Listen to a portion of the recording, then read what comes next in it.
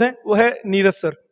मैं आपको इनके बारे में बताना चाहूँगा गाइस, ये आर्कॉट के पहले जो है ऑफिसर है जो इंडियन नेवी के अंदर गए हैं और मात्र 23 इयर्स, जी 23 इयर्स, सिर्फ 23 साल के अंदर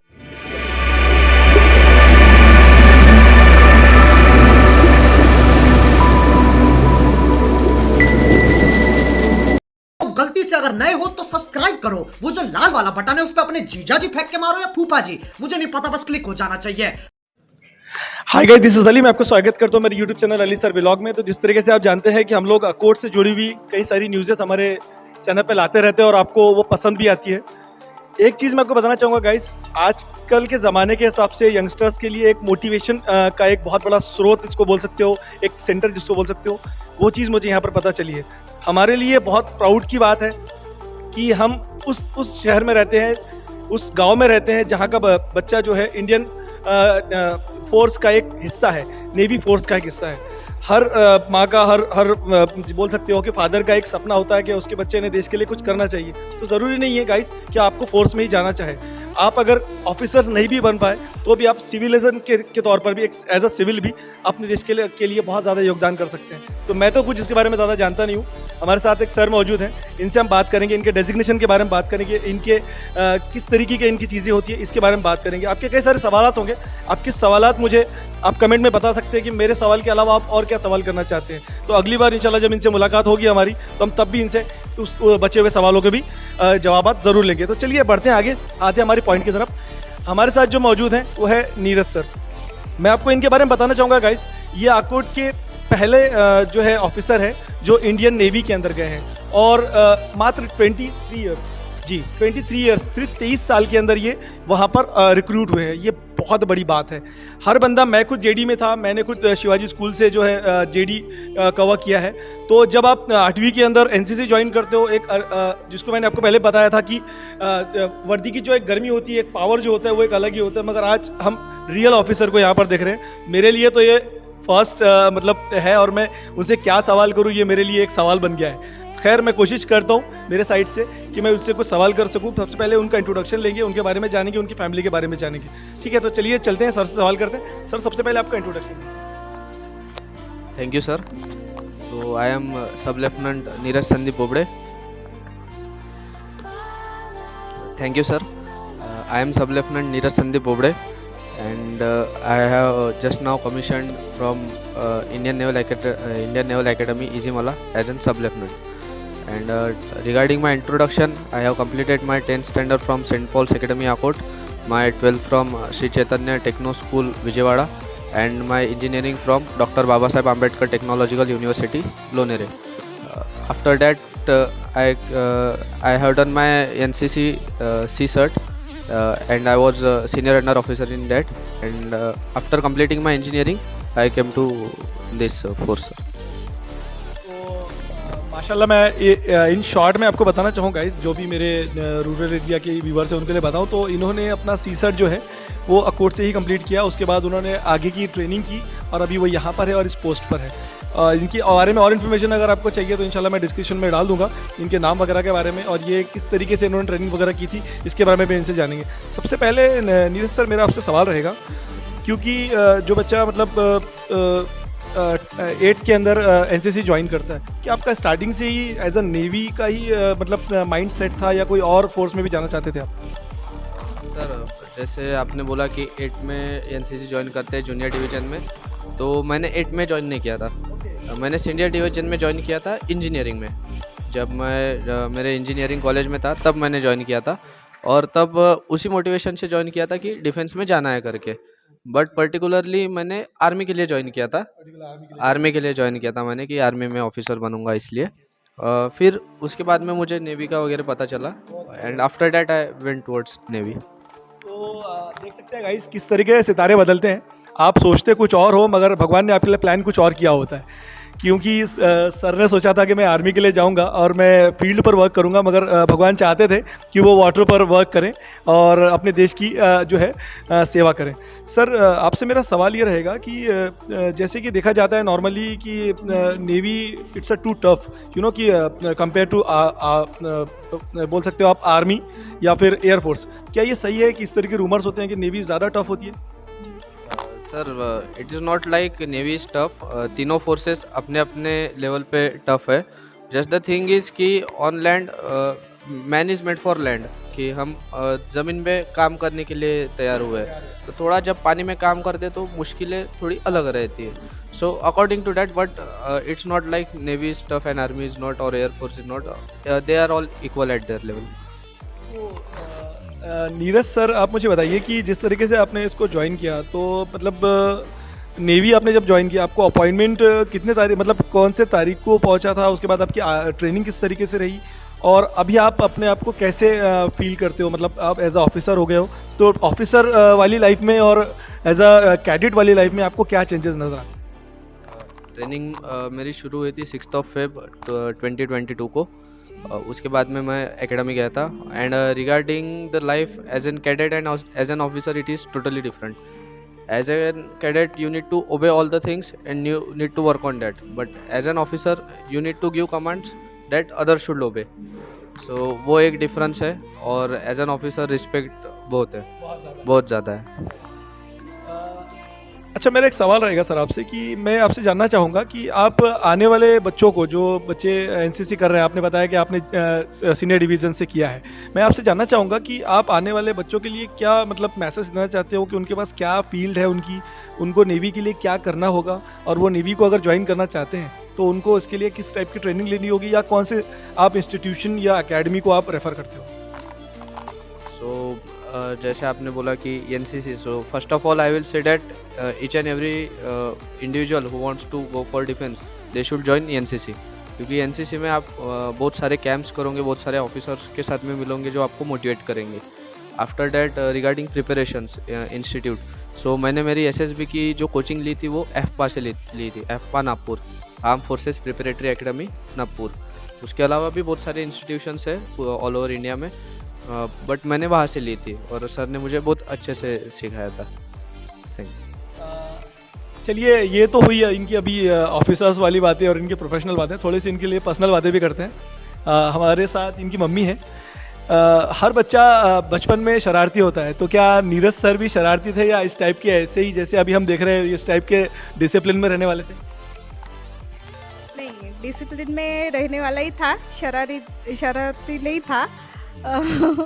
मैं ज़्यादा हिंदी में नहीं बात कर सकते, अब मराठी. हां, नाही, तो असाच होता आज्ञाधारक. म्हणजे पूर्ण कॉलनीमध्ये तो लाडका याच्यासाठी होता की तो प्रत्येकाची प्रत्येक गोष्ट ऐकायचा, प्रत्येकाला रिस्पेक्ट देणं, हे ते ह्या सगळ्या क्वालिटीज त्याला लहानपणापासून होत्या. हो, त्याच्यामुळे कसं आम्हाला कधी, म्हणजे मला आठवत नाही कधी की त्याच्या पप्पांनी त्याला ओरडूनसुद्धा बोलले असतील, कारण कधी गरजच भासली नाही तशी. आणि मम्मीचं ऐकायचं, पप्पांचं ऐकायचं, प्रत्येकांना रिस्पेक्ट द्यायचं, असं त्याला लहानपणापासूनच होतं. त्याच्यामुळे फ्रेंड सर्कलमध्ये असेलही तो थोडासा बंडो, पण एक मुलगा म्हणून तो फारच लहानपणापासून आम्हाला कधी त्याला रागवावं लागलं नाही, मारणं तर दूरच राहिलं. अच्छा, ये तो हुई मम्मी की बात, क्योंकि मम्मी के लिए तो बच्चे कैसे भी हो, मेरी मम्मी के लिए भी मैं भी बहुत अच्छा हूँ. पापा से थोड़ी सी बात करते हैं. सर, आप मुझे बताइए कि ऐसा कोई हुआ, मतलब इंसिडेंट नॉर्मली, कि पंकज ने बोला, अपने धीरज ने बोला है कि आज मेरा पेट दुख रहा है, आज मेरे को कॉलेज नहीं जाना है, ऐसा कुछ हुआ है? मतलब आपका एक ही कोई ऐसा इंसिडेंट जिसमें आपको लगा है कि मतलब जो बताने जैसा है, शेयर करने जैसा है, आपका कोई ऐसा इंसिडेंट हो?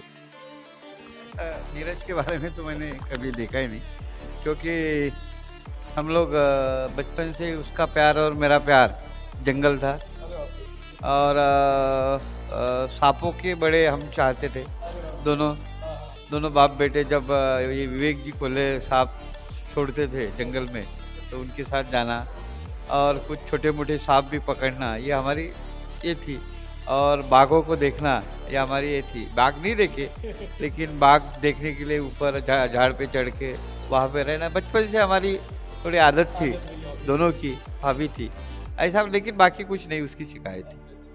तो गाइज, आप देख सकते हैं कि नीरज सर को ये बोल सकते हो कि थोड़ा बहुत भी हो, क्यों ना हो, स्नैक कैचिंग भी आता है, और वो बचपन से ही सर के साथ जाते थे और ट्रेनिंग लेते थे. मेरा एक सवाल रहेगा आपसे मैम, कि जैसे कि नॉर्मली देखते हैं कि आम बच्चे को हम लोग आजकल देखा जा रहा है कि ज़्यादातर इंजीनियरिंग वगैरह के लिए भी 2 दिन या 2 साल या 1 साल के लिए लोग भेजते नहीं है ज़्यादातर, और फ़ोन पे फ़ोन करती है मम्मी बेटा खाना खाए क्या, बेटा ऐसा हुआ क्या। इतना लंबा ट्रेनिंग है, उसके बाद अभी पोस्टिंग होने वाली है, पोस्टिंग भी अंडर वाटर भी होगी मे बी। तो आपको चिंता एज अ मॉम कहाँ तक रहती है? नहीं, पहली बार जब वो विजयवाड़ा गया था पढ़ने के लिए, तब मुझे बहुत टेंशन आया था, क्योंकि इकलौता बेटा है हमारा और वो भी इतनी दूर गया, 10वी तक वो हमारे पास था. तर मग मला खूप टेन्शन आलं. तर 2 वर्ष, पण 2 वर्ष तो जेवढा डेव्हलप झाला, मग माझंही मन असं घट्ट झालं की नाही, तो डेव्हलप होत आहे, हे होत आहे. आणि नंतर मग त्यांनी जेव्हा हे डिफेन्स सिलेक्ट केलं, मलाही नॉर्मल आईसारखं असं वाटायचं की आपल्या मुलांनी इंजिनियर व्हावं, छान कंपनी जॉईन करावी, चांगलं पॅकेज घ्यावं, हे लाईफ जगावं, असं मलाही वाटायचं मनापासून. पण त्याचं आणि त्याच्या पप्पांचं हे होतं की डिफेन्स. त्याच्या पप्पांचंही डिफेन्स होतं, पण काही कारणास्तव ते नाही जाऊ शकले. आणि नीरजचं पण होतं. मग मी सुरुवातीला म्हटलं नाही बेटा, ते आर्मी म्हटलं, नेव्ही म्हटलं की सामान्य आईसारखं माझ्याही अंगावर काटतं येतं. तर त्यांनी सांगितलं, मला एकच पटवून दिलं की मम्मी गन घेऊनच तिथे जायचं आणि हे करायचं असं नसतं, बऱ्याचशा टेक्निकल गोष्टी असतात त्यामध्ये. त्यांनी मला समजून, आणि त्यांनी हे गोष्ट समजून सांगितली की मम्मी जे व्हायचं ते कुठेही होतं. म्हणजे मी नेव्हीमध्ये गेलो म्हणजे माझं काहीतरी बरं वाईटच होईल असं नसतं. मी रस्त्यानं चालताना एखादी बाईक मला डॅश देऊन देईल, किंवा म्हणजे एखादी 4 मजल्यावरून पडलेला मुलगा वाचतो आणि एखादी ठेच लागून मुलगाही जाऊ शकतो, असं नसतं. मम्मी जे आपल्या लाईफमध्ये आहे ते तर कुठेही घडणार आहे. मी नेव्हीमध्ये असतानाही घडणार आहे, मी घरी असतानाही घडणार आहे. ही गोष्ट माझ्या मनावर त्यांनी बिंबवली. आणि मम्मी मी जर माझ्या आवडीच्या क्षेत्रात जर नाही गेलो आणि मी जर तुमच्यानुसार म्हणजे मन मारून मी कंपनीमध्ये वगैरे गेलो, तर मला एक आनंद मिळणार नाही. आणि तुला माझा जर आनंद पाहिजे असेल तर मला डिफेन्स आवडतं. तर मग मी म्हटलं नाही, आपला मुलगा जर आपण आपल्यानुसार जर ह्या कॉम्पिटिटिव्हमध्ये, ह्या रेसमध्ये जर लागला नाही, त्याला एवढं सक्सेस मिळाला आणि तो जर निगेटिव्ह झाला, तर मग आपण काय मिळवलं. त्याच्यापेक्षा जर एक प्राऊड फील आहे. आणि खरं सर, आता मी ह्या क्षेत्रामध्ये जाते की मला कोणी जिजाऊ म्हणते, कोणी काय म्हणते, शेवटी आईचं मन आहे, कुठे नाही कुठे थोडं हे असतंच. पण मी नाही आहे, जिजाऊ नाही आहे, मी स्वतःला जिजाऊ मान्य नाही करत. पण माझ्या मुलामुळे मला एक वेगळी दुनिया पाहायला मिळाली. आणि त्याचं श्रेय खरंच नीरजला जातं की त्यांनी मला एवढ्या पद्धतशीरपणे पटवून सांगितलं, आणि मी आज आनंदी आहे. तो मोरल ऑफ द स्टोरी ये हुई गाइस कि जो चीज़ें मुझे यहाँ पता चली है, सबसे पहली चीज़ तो मैम और सर के ये इकलौते लड़के हैं. आज मैं बताना चाहूँगा, ये हमारे लिए बहुत बड़ा एग्जाम्पल है. आकोट नहीं, मैं बोलता हूँ ये हमारे पूरे देश के लिए बहुत बड़ा एग्जाम्पल है कि आज हमारे पास अगर 4 भी लड़के होते हैं तो हम लोग सोचते हैं आर्मी या फोर्स, थोड़ा सा सोचते हैं, मगर बहुत इनके लिए बहुत बड़ी बात है. और इन्होंने जो एक चीज़ मुझे बताई है कि हमने इसके हॉबीज़ को देखा या इसके इंटरेस्ट को देखा. मैं आपको बार बार ये बोलता हूँ, मैं भी एज अ टीचर मैं यही बोलता हूँ, हमारे टीचर्स ने भी हमें ये बताया कि आप आपके जो बच्चे हैं उनके इंटरेस्ट की तरफ ध्यान दें कि इंटरेस्ट उनका किस चीज़ में है. अगर आप उनको इंटरेस्ट से हटा के अगर उनको आप डाइवर्जन पर डालोगे, आप उसको किसी और ट्रैक पर डालोगे, तो मे भी शायद से वो सही से मन मार के काम करेंगे, या फिर वो उसमें ज़्यादा मतलब कैपेबल नहीं हो पाएगी, या फिर सक्सेस नहीं हो पाएगी. मेरा आखिरी सवाल रहेगा, थोड़ा सा पर्सनल है. आपसे एक सवाल रहेगा नीरज सर कि अभी आप आए हो, तो क्या वो नेवी वाली बात, वो कैंपेनिंग वाली बात, वो ट्रेनिंग वाली बात अभी भी आपके अंदर है कि मतलब बिल्कुल 7 बजे खाना चाहिए तो 7 बजे खाना चाहिए, और अभी घर में भी वैसे ही मतलब बिहेव करते हो, या पहले जैसे रहते थे वैसे रहते? थोड़ा मतलब चेंज तो हुआ है कि जो भी डिसिप्लिन है, जैसे अभी 8 बजे बुलाया तो 8 बजे ही जाना है, ऐसा थोड़ा है. पर क्या होता है कि घर में हम उतना नहीं कर पाते, तो वो है. पर जो डिसिप्लिन वाली बात है, जैसे पहले निकलता था तो कैसे भी निकलता था कोई है, पर अभी निकलता हो तो देखता हो नहीं यार शर्ट पैंट सही है कि नहीं, थोड़ा मतलब प्रोफेशनल निकलना पड़ता है, because people see you as their role model. Yes, so we need to see all those things while doing. So वो एक लास्ट सवाल है मेरा, और उसके बाद में हम लोग इंटरव्यू ख़त्म करेंगे. सर, नॉर्मली लोग डरते हैं मतलब इन चीज़ों से कि कैसे करें, क्या करें, किस तरीके से करें, फाइनेंशियली प्रॉब्लम्स होते हैं. मैं आपसे ये जानना चाहूँगा कि इन फ्यूचर अगर आप यहाँ आते हो, मतलब अपना ट्रेनिंग वगैरह ख़त्म करके आपका तो हो गया, अभी ऑफिसर लाइन से हो गए हो, अगर कोई आपसे मिलने के लिए आता है और या फिर आपसे कोई वक्त मांगता है 5-10 मिनट आधे घंटे, जैसे आपने मुझे 10 मिनट दिए, आता है और आपसे कोई गाइडलाइन लेता है, तो क्या आप उन्हें वक्त दे पाएंगे? एक चीज़। और आने वाले बच्चों के लिए आप क्या बोलना चाहते हो कि वो देश के लिए, हमारे देश के लिए क्या करें ऐसा कि जो मतलब एज अ सिविल रहकर भी या फिर एज अ फोर्स में रहकर भी वो क्या कर सकते हैं? और एक आखिरी सवाल मेरा उससे जुड़ता हुआ सप्लीमेंट है कि आजकल माँ बाप के बीच दिलों में डर है फोर्स के लिए, कि जैसे आपके मैम ने बताया मुझे कि हर कोई बंदा ये समझता है कि गन लेकर निकलना पड़ेगा। आप इसके बारे में मुझे एक डीप मैसेज दिए थोड़ा सा कि आने वाले बच्चों के लिए भी बताइए और उनके पेरेंट्स के लिए भी मुझे थोड़ा सा मैसेज दीजिए। Yes sir. So going to your first question sir कि फर्स्ट क्वेश्चन, बच्चे क्या कर सकते हैं लाइफ के अंदर आगे? हाँ, आगे लाइफ के अंदर क्या कर सकते? तो सर जैसे as an civilian how they can help our India to grow. तो सर जैसे फोर्स कितनी है सर? 130, मतलब इतने मिलियंस में कुछ 2%, 3%, but 97% are civilians only, right? And the India is growing. The thing we can do for our India, as we can put in all our heart. जैसे आप सर टीचर है, तो आपने अगर फुल फ्लेज से आपके स्टूडेंट्स को सिखाया है एज एन टीचर, बस आपने कर दिया सर आपकी ड्यूटी. अगर कोई इंडस्ट्रियलिस्ट है, तो अगर वो पूरी जी जान से इंडस्ट्री ग्रो कर रहा है इंडिया के लिए, he is doing his things. Even a worker, जैसे मुन्ना भाई MBBS ने बताया कि काम ऐसा करो कि साला कोई भी जाए तो नाम ले. तो किसी भी फील्ड में सर काम ऐसा करो कि चार लोग आपका नाम ले, पूरा पुट इन डाल के. तो that will help our India to grow. That is first thing. Second question, हाँ, जैसे सर ने पूछा था कि हर एक बंदे को गन लेके ही जाना पड़ता है क्या? पेरेंट्स ये सोचते. So this is not the thing sir. पहले वाला वॉरफेयर और अभी वाला वॉरफेयर बहुत चेंज हो गया है. ऐसे कुछ ऑफिसर्स है कि जिनको जाना पड़ता है, ऐसा नहीं है, बट उनके पीछे भी सपोर्ट करने वाले बहुत सारे ऑफिसर्स हैं. जैसे अगर कोई कंपनी है आर्मी की जो गई है बॉर्डर पे वॉर फाइट करने, तो उन्हें सामान तो भेजना ही होगा. अगर वो वॉर फाइट कर रही है तो उन्हें सामान भेजना होगा. वो सामान किसी को प्रोक्योर भी करना होगा, वो ट्रांसपोर्ट भी करना होगा, उसका पूरा हिसाब किताब भी रखना होगा. तो सर ये सब चीज़ें भी ऑफिसर्स ही करते हैं. ऐसा नहीं है कि सिर्फ ऑफिसर जाके वॉर लड़ेंगे. ये जो बाकी सब चीज़ें ये भी ऑफिसर करते हैं. और जैसे इंटेलिजेंस डिपार्टमेंट हो गया, अभी जैसे पढ़ाना है मुझे, जो भी ऑफिसर्स ने पढ़ाया वो एजुकेशन डिपार्टमेंट के, तो पढ़ाना भी एक ऑफिसर का रोल रहता है. मतलब हर एक चीज़ के लिए डिफरेंट ऑफिसर्स अलॉटेड है. तो ऐसा नहीं है कि हमें सिर्फ वॉर पे जाना है गन लेके, but there are many other things. जैसे कोई मैकेनिकल इंजीनियर है तो वो ऑफिसर मैकेनिकल डिपार्टमेंट देखेगा, कोई इलेक्ट्रिकल है तो वो इलेक्ट्रिकल डिपार्टमेंट देखेगा. So there are many cadres that officers do their work. So that is the thing कि मतलब ये नहीं है कि सिर्फ हमें वॉर के लिए जाना है. बहुत सारे पोस्ट है नेवी में, बहुत सारे जगह है कि जहाँ पे ऑफिसर्स है. तो देखा आपने कि किस तरीके से उन्होंने समझाया, और एक चेंज आ जाता है आपके अंदर. आप जब किसी फोर्स में चले जाते हो, आपके अंदर चेंजेस आते हैं, आपके बैठने की, आपकी बात करने का, आपका बिहेव करने का तरीका बदल जाता है. मुझे आज मैं बता रहा हूँ कि मेरे पास लाइन नहीं है.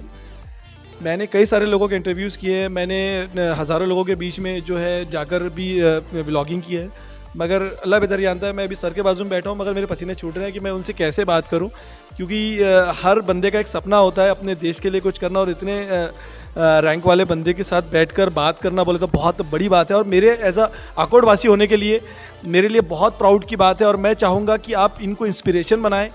इनके मैं तो यहाँ तक बोलूँगा कि आप मेरे इस वीडियो से जो है स्क्रीनशॉट लेकर इनके फ़ोटो को अगर अपने स्टडी रूम में भी रखेंगे ना कि मुझे इन जैसा बनना है, तो इंशाल्लाह आप बन जाओगे. और मैं चाहता हूँ, सर भी चाहते हैं, उनकी मम्मी भी चाहते हैं, उनके पापा भी चाहते हैं कि कम से कम आकोट से अगले 5 साल में 4 से 5 नीरज तो बनने ही चाहिए. ये मेरा सोचना है.